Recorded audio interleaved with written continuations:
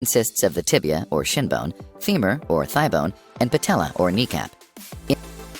In knee arthritis, the cartilage on the end of the bones slowly wears away, causing pain and irritation, making daily activities difficult.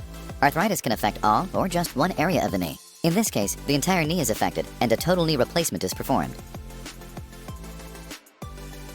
During the surgery, your doctor uses a series of guides to help remove the damaged bone and prepare the femur, ensuring proper implant size and alignment.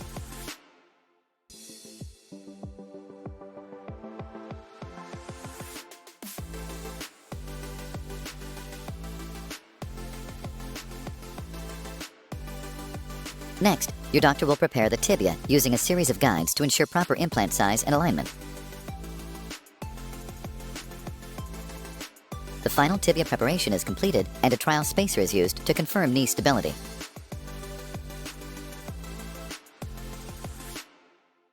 Next, your doctor prepares the patella to accept the implant. A trial implant is placed on the patella and the knee is checked for proper implant size and stability. The trial implants are then removed and the surfaces are prepared for placement of the final implants. Your doctor applies bone cement on the backs of the tibia, femur, and patella implants for final fixation.